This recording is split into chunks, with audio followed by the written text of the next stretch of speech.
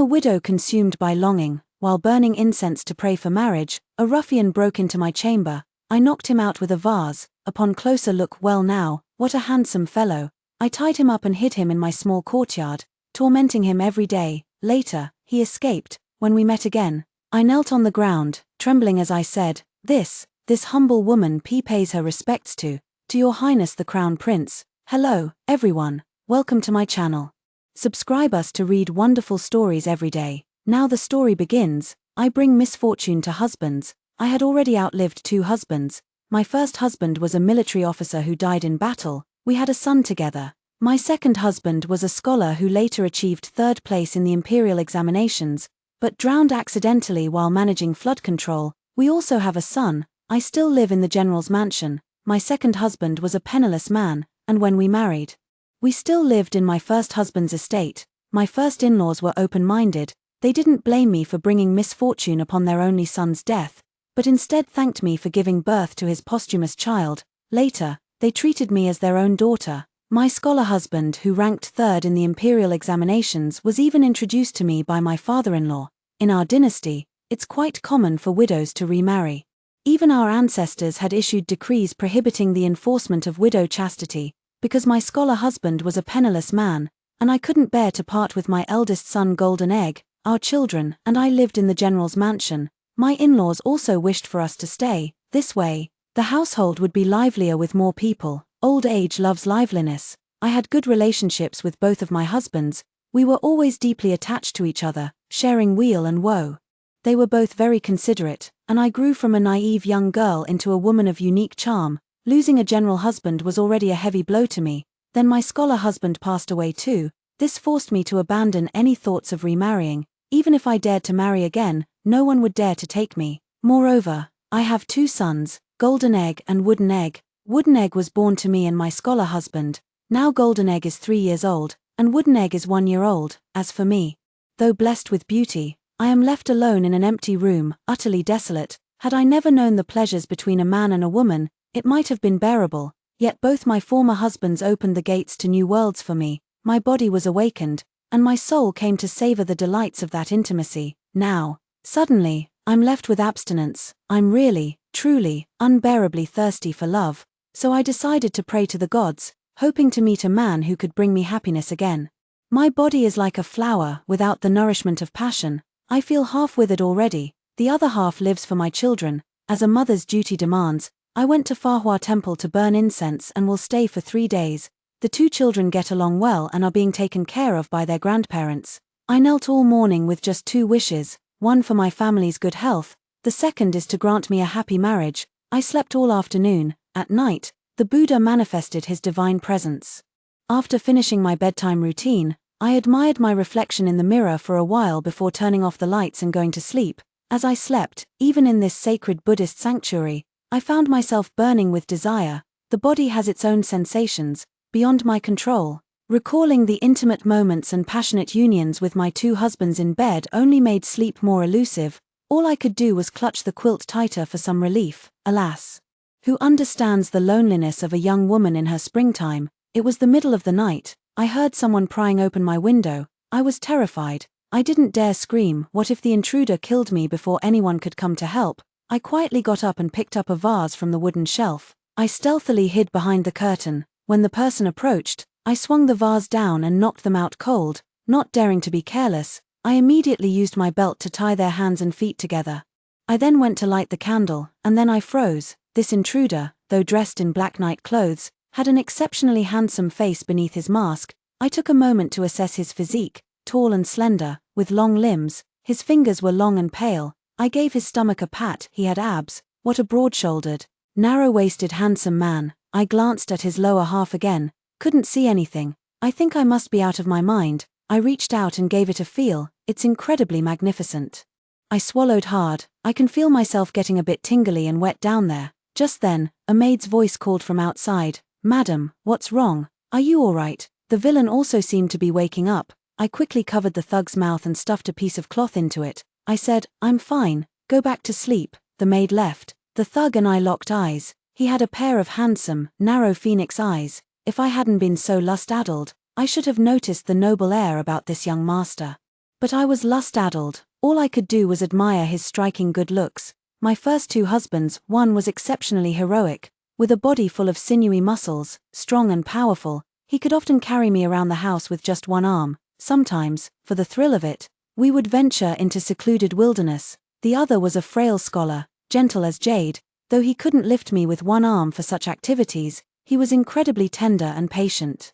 He also enjoyed studying the fire avoidance illustrations with me, which was quite amusing. Each has their own merits, but this villain, I see, is a combination of both, and has got my undergarment stuffed in his mouth. I just grabbed it without thinking at the time. I didn't even have time to put on clothes. I'm still wearing my red bellaband. Thinking of this, I pretended to be shy and hugged myself, deliberately squeezing my cleavage into view. When I intentionally seduced my two former husbands before, they got as excited as wolves spotting fresh meat. I pitifully spoke up. "Who are you? Why are you stealing my things?" He signaled with his eyes for me to remove the thing from his mouth. Just now I wanted to call for help, now I'm afraid he'll call for help. So I didn't manage to do it. Instead, I went and got a rope. I don't know why there was a rope in the meditation room either.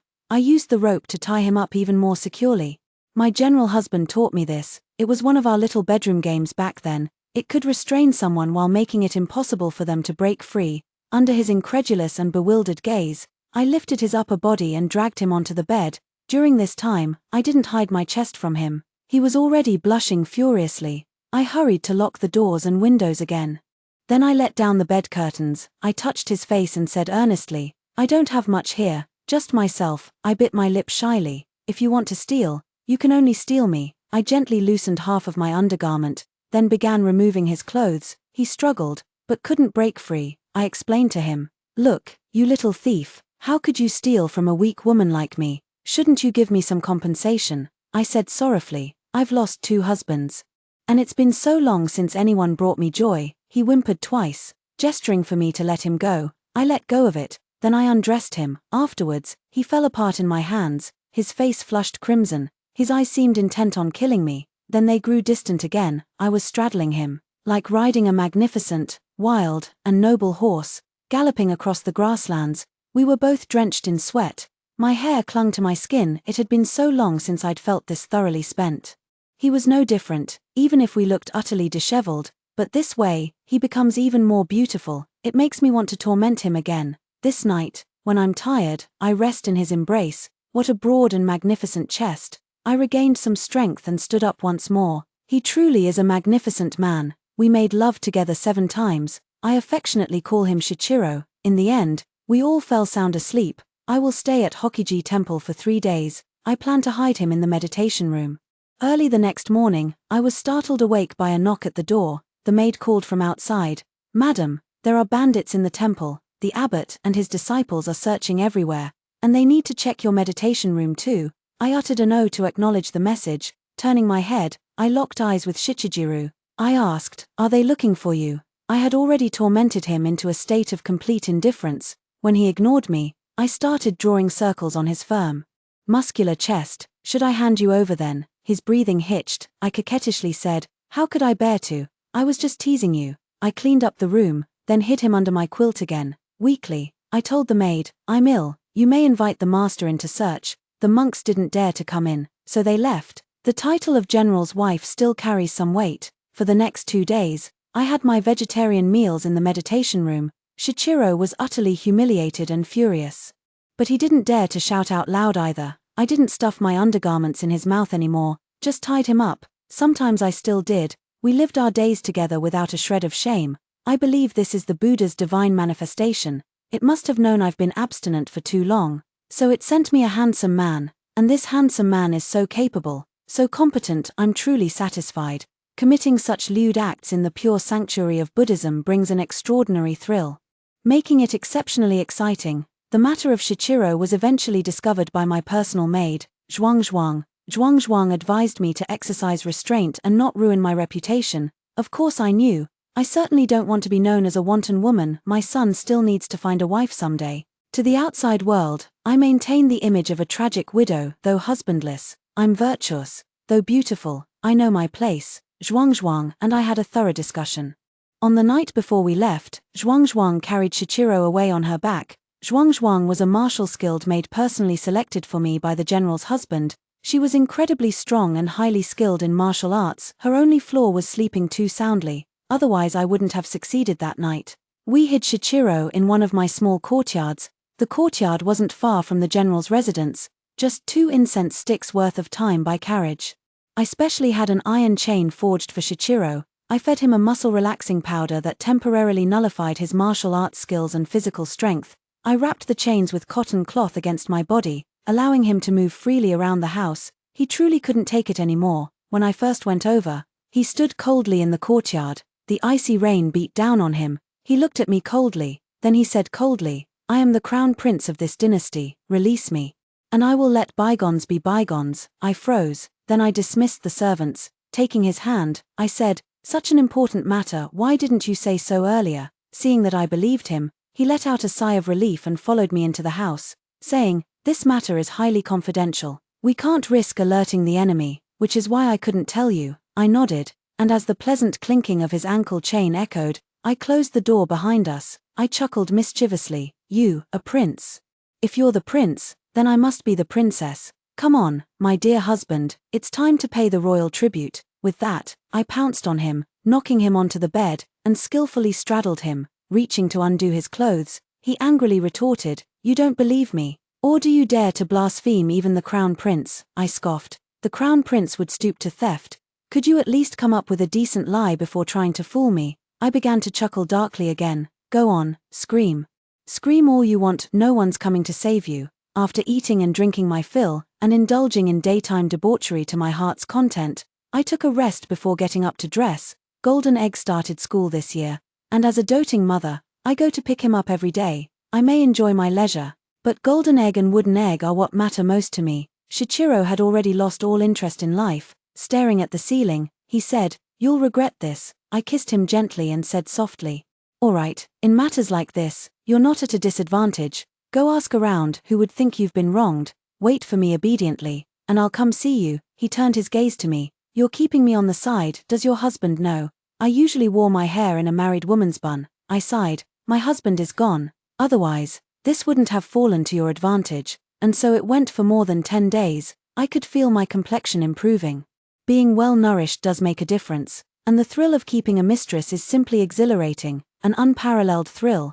I feel like my life is absolutely delightful. I don't go every day, usually just once every 2 or 3 days. His taste was truly exquisite, unforgettable to me. That day, I was just about to visit Shichiro to play with him for a couple of hours, then pick up Golden Egg, and after that, return to spend time with Wooden Egg. But as soon as I reached the door, a familiar yet unfamiliar figure appeared at the entrance. It was actually my general husband. Everyone was shocked. My general husband wasn't dead after all. He held me tightly in his arms, saying he had missed me every single moment these 3 years. It was by thinking of me that he managed to hold on. My eyes welled up with tears too. How should I tell him that I've remarried? How should I tell him that I'm keeping another man on the side? He was shocked when he saw the Wooden Egg. It was still his mother, who pulled him aside and briefly explained the situation. Fortunately, the general, my husband, held my hand and said, "Luckily, the Tanhua scholar is dead. We'll live as we did before." I breathed a sigh of relief.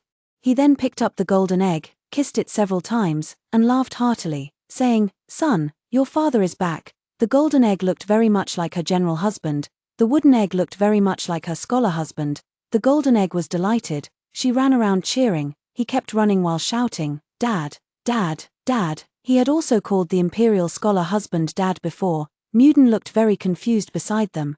The general husband picked up Muden and said, "From now on, you're also my son. Good boy, call me Dad." The Wooden Egg called out dazedly, "Father." The general husband kissed him a few times as usual. The general husband was wounded in battle and captured by barbarians. The barbarians demanded his surrender. He refused. He was locked up. Later, he dug a tunnel and escaped. His bravery remained undiminished from his prime. Before falling asleep contentedly in his arms, I swore to myself that I'd take the matter of Shishiru to my grave. I'll set him free tomorrow. He's a grown man. He definitely won't go around advertising that a woman forced herself on him. Besides, if I don't admit it, who can prove it was me? Look what life has turned an honest man like me into. The next day, while my general husband was at court to see the emperor, I tried to go out, But there at the gate, I saw a figure both familiar and strange. It was my scholar husband. He has also come back to life. My husband, the Tanhua, third-place scholar, held me tightly. Shedding tears of emotion, I cried too, both happy and afraid. I always feel like there's more yet to happen. In the hall, the Tanhua-ranked scholar's husband recounts his ordeal. He was swept away by the river, his leg was broken, his arm was broken, saved by a farmer. He remained unconscious for a long time. For the first month, he couldn't even speak. After half a year of recovery, he finally fully regained his health. With no money or tokens on him, he had to walk back to the capital. Which took another 2 months. Gazing at me tenderly, he said I was the thought that brought him back. I tried to cast aside the turmoil in my heart and respond to his affection. My in-laws concealed their indescribable expressions and then urged him to go rest. The golden egg and the wooden egg were the happiest. The golden egg cheered, "Oh, I have 2 daddies now." The wooden egg chimed in, "Daddy, daddy, daddy." The scholar husband was puzzled. 2 daddies, at this moment. A voice came from outside, "Wife, son, I'm back. New dad is back. New dad is back. Old dad is back too. Old dad is back too." The 2 men stared at each other in the hall. No one spoke. The mother-in-law said awkwardly, "Son, didn't I tell you before that your wife remarried? This is the Imperial Examination's 3rd-ranked scholar." Then he said to the scholar husband, "Nephew, this is my son, who has also returned from the dead." The father-in-law laughed awkwardly. "Ha ha ha ha ha. What a double blessing. Both our children have returned from the dead." At this moment, Zhuang rushed in and whispered in my ear. "The people from the side courtyard said that young master ran away yesterday." I was shocked. He actually ran away. Well, if he's gone, then he's gone. Just don't let me run into him again. Keep this matter to yourself, no one must know. Just then, the gatekeeper announced, "His Highness the Crown Prince has arrived." Everyone abandoned their reminiscing and hurried to greet the Crown Prince. When we reached the front gate and saw the handsome man clad in python-patterned robes standing with imposing dignity in the general's estate, I felt as if someone had seized me by the throat. "I'm having some difficulty breathing." My father-in-law, the general husband, and the top scholar husband quickly stepped forward and knelt in obeisance. "We pay our respects to your Highness the Crown Prince. Long live your Highness." The Crown Prince remained silent, his gaze fixed intently on me. Under his imperious stare, amidst the crowd of kneeling figures, I slowly lowered myself to my knees. Her legs trembled as she stammered, "His humble woman pays respects to why your Highness the Crown Prince."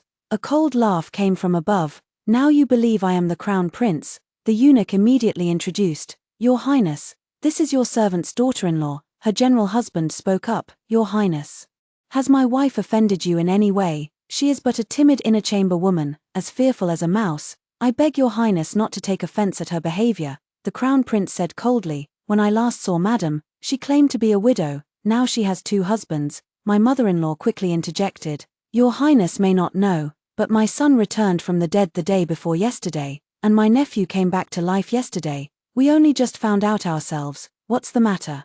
Madam Han, have you lost your tongue? Must others speak for you?" I stammered, "Why, your Highness, this humble woman knows her guilt. I beg for your Highness's forgiveness." "Oh, not mute, just stuttering." He then addressed the crowd, saying, "All of you, rise." In the main hall, the Crown Prince sat on the elevated seat, his gaze icy. I shrank timidly behind my mother-in-law. My 2 eggs followed closely by my side.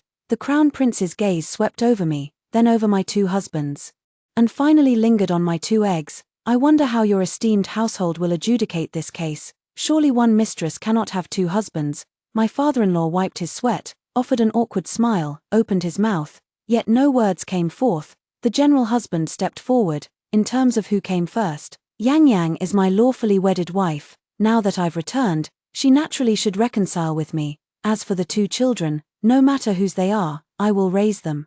After speaking, he glanced at the scholar husband and generously added, "During my absence, it was the scholar who took care of my parents and brought them joy. Although he stole my wife, I won't hold it against you. If you're willing to stay in the manor, I'm willing to support you. After all, you were once my wife too." The general husband has strong possessive tendencies. I'm genuinely afraid he might even want to keep the Crown Prince in the manor. The scholar husband snorted coldly. "Whether you're dead or resurrected, the marriage contract between you and Yang was automatically annulled the day she married me. Now she is my lawfully wedded wife." Having said that, he added, Yang Yang stayed in the general's manor not to remain chaste for you. But for the golden eggs, I know losing your wife must be hard for you. We're willing to support you in your old age and arrange your funeral to make up for it. The general snorted. We're about the same age, aren't we? The crown prince then spoke up. I think the scholar makes a valid point. Everyone looked at him. The third-ranked scholar was delighted. The general grew furious. The in-laws wore expressions of distress. He continued, since Madame Han has begun a relationship with another man.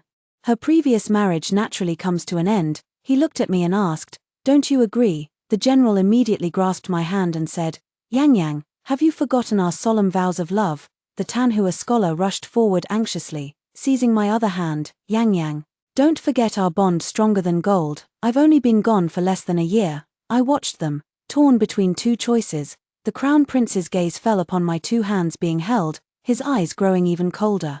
According to the laws of this dynasty, those who offend their superiors shall be punished by dismemberment by 5 horses. His slender fingers twirled the ring on his hand. I trust the lady is an intelligent person. At this moment, I wished more than anything that time could flow backward. Why is Fahua Temple so efficacious? It gave me 3 men at once. That's way too many. The main problem is they're all fighting over me. This puts me in a difficult position. There's another one here to rush me to my doom. I must stabilize the situation first. In that case, I have no choice but to pretend to faint. The general pulled me into his powerful embrace and strode forward with me. Finally, I returned to the small courtyard where we had once lived together. What on earth is this all about? I thought the general had returned, so naturally we resumed our life together, and what should happen between husband and wife, happened. Thinking about last night, blushing. Never expected Tanhua would return too. I'm a traditional and conservative woman. It's impossible to have 2 husbands at the same time.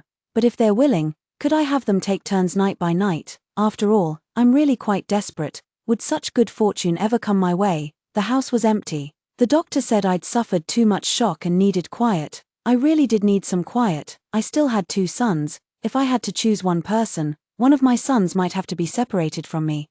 Thinking of the general's words, he truly is both magnanimous and possessive. As expected of a military commander, his analysis of problems is thorough. I thought lazily, why not just be with the general? That way, Tanhua could still live here with Muden. Moreover, we're eating and living at the general's residence, and Tanhua is too poor, might as well just stay put. Lost in my thoughts, a cold voice suddenly spoke from behind. What's this? Starting to pick and choose now? Startled. I quickly turned around. I saw the crown prince staring at me. He had stared at me like this before, and I had scoffed at it, thinking he was quite good at pretending. At the time, I thought he must be some noble young master. But the capital is full of nobility, my family isn't lacking either. So I didn't take it seriously. Now, why do I feel such intense pressure? My first instinct wasn't to kneel in respect, it was to turn and run. Oh God, after all the humiliation I put him through before. He must want me dead. As a result, I hadn't even run 3 steps before he caught me from behind, wrapping his arms around my waist. I felt as though I'd been coiled by a venomous snake. His breath washed over my ear, warm and intimate. Madam, what are you running from? Then he took hold of me. I'm completely sober now, the lustful worm is gone. I still remember this is the general's bedroom. No matter how desperate I am, I don't want to betray him like this. I immediately struggled. Let go of me, let go. He intensified his grip. Doesn't my lady enjoy this very much? My body was beyond my control. He sneered. My lady's body is more honest than her mouth. I gasped. No, no, please. My queen once begged me the same way. How did you answer me then? Back then, I had laughed and said, soon you'll be in ecstasy. Now I return those very words to my queen. He regained his martial skills and strength. I was no match for him at all, in your minister's own house. Stealing his wife, do you still have any shame? Any shame at all? That makes it even more thrilling. This lord can see the lady is quite excited too. I would never admit it. Finally, our roles were reversed. Before, it was me who wore him out. After it was over, he lay on the bed listlessly, as if he'd been ravaged 100 times over. I got dressed and left. Now it was time for him to get dressed and leave. I felt as if I'd been violated 100 times over, before leaving. He turned his back to me and sneered viciously. Not bad at all. I'll come back for more when I miss the taste of my lady. Tears of regret streamed down my face. Calling you a sex-crazed pervert serves you right. I said I wasn't feeling well tonight, so I'd rather not go out. I heard the general and the top scholar arguing outside. Neither would let the other enter. The general was about to strike, But the eunuch stopped him. The eunuch said, "We're all family here, let's not spoil the harmony."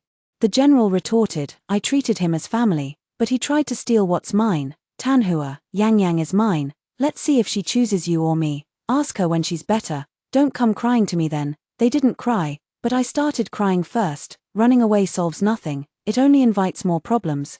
The doctor took my pulse and said I'm pregnant. Everyone exchanged bewildered glances. Me, there were only the three of us left in the room. The general roared in anger, "Who bullied you?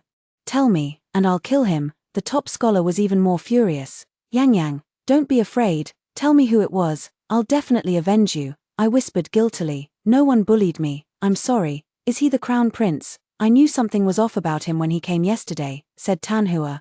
The general also said, "I sensed there was more to his words at the time." I explained, "Before, he was poisoned. I couldn't bear to see him explode and die. I was also affected by that bewitching smoke at the time." "Yang Yang, you don't need to explain. How could a woman like you be at fault? If there's any fault to be found, it's with those unscrupulous men," the Tanhua, third-place scholar, said indignantly. The general also angrily exclaimed, "To think there's still a homewrecker among us. The times have truly changed. People's hearts are no longer what they used to be." "Yang Yang," the Tanhua took my hand, "the child you bear will be mine. I will treat them no differently. As for the crown prince, I'll find a reason to impeach him tomorrow. Stay out of this." The general pushed the scholar aside. "The child my wife carries is naturally mine." I quickly interjected, "Don't go looking for trouble with him. I fear his high position and power, he might retaliate against us." 44. Suddenly, both the general and the scholar were staring at my wrist. I hurriedly hid it. That damn gloomy crown prince tied me up to get his revenge. Red marks circle my wrists. I was too frantic to hide them properly earlier. Now they've been spotted. "Yang Yang, who did this to you?" Upon seeing this, Tanhua cast an accusatory glance at the general.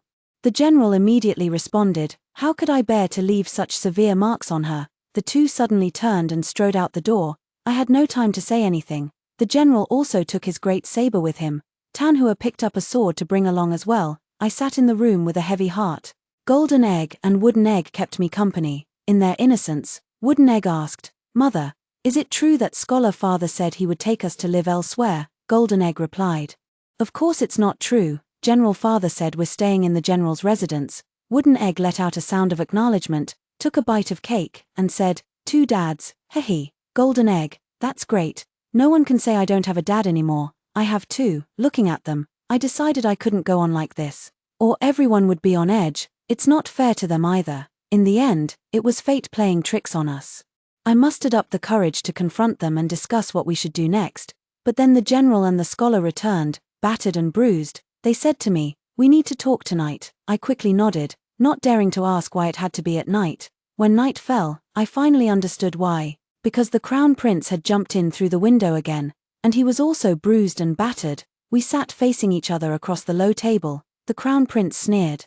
"Ask them how she humiliated me back then." As he spoke, he seemed to wince slightly as if from a toothache, hissing through his teeth. Tanhua defended me. "Even if Yang Yang was at fault, you didn't come out worse for it." The general said, "She's young and doesn't know any better. Why must you take it so seriously?" The scholar retorted, "Even if Yang Yang was at fault, this kind of thing, you've already gotten your revenge. Look at the marks you left on her wrists." The general replied, "Then we're even. Don't come looking for her again." The crown prince snorted coldly, "I'm afraid she'll grow too lonely and come find me herself." I quickly said, "I'm not, I didn't. My husband has already returned, and two came back at once. How could I possibly have the energy to look for you?" The Tanhua hurriedly said, "Let me see." The general said, "We believe in your highness the crown prince's noble status, and such matters are not fit for outsiders to discuss.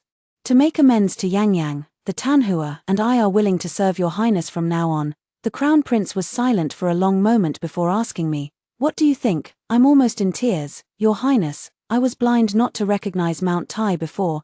Please be magnanimous and let me go like passing wind." He remained silent for a moment before asking, "What do you plan to do with those two?" The general replied, "Your highness, this is our family matter. There's no need for you to trouble yourself with it." The crown prince twirled his jade thumb ring. "I'm not leaving, and that's final." The general seethed with anger but dared not speak. The Tanhua, third-place scholar, soothed, "It's all right, let him listen if he wants." "Yang Yang, what are your thoughts?" I looked at him guiltily. Then after a moment's consideration said, "I'd like to speak with you alone." We both went to the bamboo grove outside. After hesitating for a long time, I said, "Husband, we eat and live in the general's residence. Leaving here wouldn't be good for the two children, we must consider them. I'll continue being the general's wife from now on, but you have a place in my heart." The Tanhua nodded and said, "I was thinking the same. I know you love me most, but you chose him for various considerations." "I understand. How touching." I was just about to say, "Let him marry the girl he likes and live in the general's mansion, it'll be lively. Then the four of us can play cards together." But then I heard him say, "For you, I'm willing to be the one who stays in the shadows." If he can't even do that, how can he claim to love you? He wore a smug look on his face. Me, I hesitated. "I'm a traditional woman," he said. "All right, it's settled then." Me. As we returned, Tanhua declared, "I voluntarily withdraw, not because I don't love her, but because I love her too much to put her in a difficult position." The general scoffed. "She would have chosen me without your concession." Tanhua, "What I want is pure love, not calculated trade-offs." The general continued to sneer. "What I want is something tangible in my grasp." I breathed a sigh of relief. It seems everyone has reached a consensus. So the three of us turned our gazes toward the crown prince. His expression darkened, puzzled by the situation. "What are you doing?" The general said. "Your Highness, my wife and I need to rest." The crown prince angrily stormed off in a huff. The Tanhua scholar and the general immediately looked smug. But then, the general turned his gaze to Tanhua. Tanhua also flicked his sleeve and left. That night, amidst the flickering candlelight, I nestled in the general's arms. "I'm sorry, I thought you were." "So I remarried." He held me tightly. "It's all right, I understand you. And I'm grateful you insisted on giving birth to Golden Egg and stayed to take care of my parents. Otherwise, I can't imagine how they would survive without you and Golden Egg." I remember the sorrowful atmosphere at home when we received news of his death. Back then, he had just returned from the border for the new year before rushing off again in a hurry. We were all waiting for him to come back. The news confirmed he had died in battle. His parents aged more than 10 years overnight. The general had been their only child. For a time, his mother couldn't bring herself to eat anything, sitting there often, shedding tears. Father-in-law, usually such a strong and cheerful man, didn't step out of the courtyard where the general lived as a child for 3 whole months. That courtyard held the swords, spears, and staffs he played with from childhood, along with the books he'd read and the characters he'd written, almost like traces of his entire upbringing. It wasn't until I was nearly 4 months pregnant that I noticed my belly had grown. My period didn't come, and I thought it was due to overwhelming grief. Then that day I went to see my mother-in-law. I hadn't slept well in a long time, and couldn't bring myself to eat either. The general and I had been childhood sweethearts, deeply devoted. How could I not be heartbroken? The day I fainted, the doctor finally diagnosed that I was pregnant. The Golden Egg became the hope for all of us. When my father-in-law heard the news of my pregnancy back then, he finally came out from the courtyard, and we were all startled to see him, because his hair had turned completely white. Later, we welcomed the Golden Egg together. The bitterness on my in-laws' faces lessened somewhat. I held him tightly. "You've suffered so much too, my love. Let's both be well from now on. We'll raise this child well together." He hummed in agreement, stroking my belly, and said, "From now on, this child will be mine." He continued, "Before, when you were pregnant, I couldn't take care of you. Now I will take good care of you." I responded with a blissful The general's duty was to train troops. He left every morning and returned each evening. The Tanhua scholar lived alone in one courtyard. I lived in another courtyard with the 2 children and the general. The children often went to play at their grandparents' place, and also visited the Tanhua scholar. They were very happy. One afternoon, I was taking a nap. I felt someone stroking my belly. I murmured, "Yuzhang, stop fooling around, Aqo will be back soon." The Tanhua was named Song Yuzhang, and the general was called Xiao Quo. "You truly are an unfaithful woman." A cold voice startled me completely awake. The moment I opened my eyes, I saw the crown prince. I jumped in fright. "What are you doing here? If I hadn't come, how would I know you're still stealing men?" I pressed my lips together. "I've never stolen anyone." "Then what am I?" There was unwillingness in his eyes. I don't dare to look at him. What does he mean by this? Didn't he hate me to death before? "You're carrying my child, and you still want to keep it from me." I lowered my head. If he wanted to investigate, of course he could find out. "Han Yang, you've gone too far. First you played with my feelings, now you're deceiving me. Do you really think this crown prince is easy to fool?" I quickly tried to calm him down. "Don't be angry. What do you want? It was my fault before. Didn't they already apologize to you? You are this lonely prince's woman. What do you think I want? I looked at him suspiciously and declared righteously. But I'm a married woman, he sneered. I don't even mind that you have a husband. What more do you want? I was dumbfounded. What did he mean by that? Noticing the confusion in my eyes, he coughed awkwardly and said, we can keep it secret too. Me, I'm a traditional woman. Who told you traditional women don't have lovers? I was shocked. You want to be my lover? So scandalous. I was going to marry you. Who knew your husband would come back from the dead? Me. Fahua Temple is truly miraculous. But I didn't take it seriously. Now that I'm pregnant, I'm keeping things very plain. Though I'd really like to spice things up. But for the baby's sake, I have to hold back. But in the end, I slept alone in a room, otherwise, a plate of meat dishes, visible but out of reach. Itchy. The atmosphere at home was peaceful and harmonious. The in-laws directly acknowledged the Tanhua scholar as their adopted son. The Tanhua scholar had already been calling them father and mother along with me. Now it's even more legitimate and proper. The general is a magnanimous yet possessive man. He already regarded Tanhua as family. Within the bounds of his possession, the general's favorite thing to do was to reinforce the patrols in the mansion. He even nailed my doors and windows shut again and again. He said, there are too many thieves in this household. Every time the crown prince climbs through the window, he forcibly embraces me, then he strokes my belly and talks to the baby inside, claiming to be its father. I whispered, you definitely can't be its father is Xiao Qiao. Just treat our family better in the future, and treat the baby well too. The crown prince narrowed his phoenix-like eyes. Don't push me too far. I retorted in a low voice, no one dares to bully you. Do you want this child to bear the stigma of being illegitimate? Besides, you'll have to marry eventually. Their existence will become awkward then. You needn't worry about that, I'll handle it. Sometimes he provokes me. He deliberately made me touch it. He said it was the first time he'd seen a woman go straight for it with her hands. I defended myself. I was drugged that day. My mind wasn't clear. And what about after? Was that not you after that? I nodded. It wasn't me. I was possessed. I firmly resist male charms. Male beauty is dangerous for pregnant women. The Tanhua, third-place scholar, also frequently climbs through the window to visit me. We were incredibly sweet together. I said, I'm sorry for putting you through this. He replied, it's nothing. I'm willing to do all of this. Then we talked about the latest happenings with our 2 children. He shared interesting things he'd encountered. And I told him everything I wanted to say. The Tanhua also touched my belly. I really hope it's a daughter. We already have 2 sons, just missing a girl now. He also said, this child is mine. He's quite possessive too. The general was even more vocal, telling everyone he met that he was going to be a father again. Only the in-laws were deeply worried, feeling that since this was the crown prince's bloodline, raising the child in the general's residence wasn't quite proper. The general. This is my child, my wife is mine, so naturally the child is mine too. The scholar, yours, this is mine. The general sneered, you're mine to begin with. What's this talk of yours and mine? Tanhua, in-laws. After 10 months of pregnancy, I gave birth to another son. His name is Shuaidan, water egg. The crown prince still often climbed through the window to visit him. The general and the top scholar frequently claimed they were his fathers. So the 1 or 2-year-old Shudan came to believe that all handsome young men were his fathers. It nearly drove me mad. After giving birth to Shuaidan, I resumed my shameless life once more. The crown prince's so-called solution was to arrange a fake identity for me, then marry me while I wore a bridal veil. After the wedding, he announced that the crown princess was in frail health and had gone to a temple to recuperate. As for many years later, when Shuaidan was named crown prince, he simply claimed the crown princess had given birth while away, and we had found and raised the child ourselves. He even established an ascetic, devoted lover persona, leading everyone to believe he was so diligent in governance and caring for his people that he had transcended even the most worldly desires.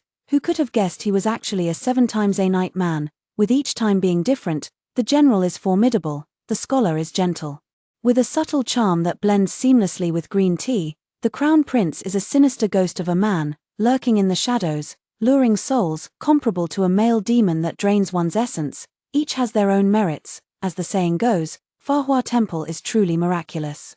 I must go donate some silver. The water egg was also conceived at Fahua Temple. This blessed land saved a desperately thirsty widow. Extra chapter. The crown prince, the abstinent and upright crown prince, had originally intended to preserve his primordial yang to cultivate his virginity arts. He went to investigate the case of the Fahua Temple treasure.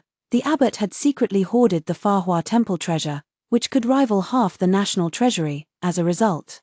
He took a palm strike and nearly died on the spot. Then a woman forced him 7 times in one night. His vow of celibacy was hopelessly broken. Though he was a man, the more he thought about it, the angrier he became, and the more humiliated he felt. That wanton woman actually imprisoned him. At first, he refused, but resistance was futile. Eventually, he closed his eyes, let her do as she pleases. Later, he enjoyed it. She was like a gorgeous, wanton female ghost, enticing his very soul.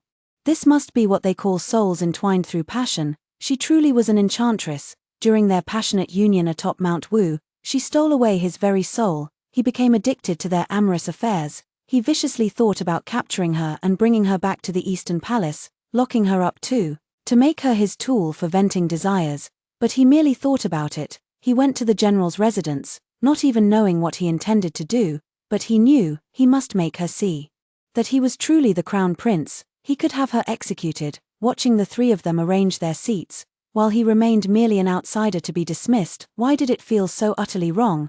Yet no one spoke up for him. They dared to look down on him. After returning, the more he thought about it, the angrier he became. Although he was indeed fighting with his other brothers, vying for the support of the court officials, but he just had to stick his nose in. That wretched woman kept seducing him in his dreams every night. They wanted to kick him out, not a chance. Though he lacked the status of a legitimate spouse, it was still better than living under someone else's roof like a third-place scholar, enduring disdain and being treated like a concubine. He was, after all, the secret lover who shared a love nest with Yang Yang. But he knew he couldn't afford to be arrogant either. He had to outlast the other 2.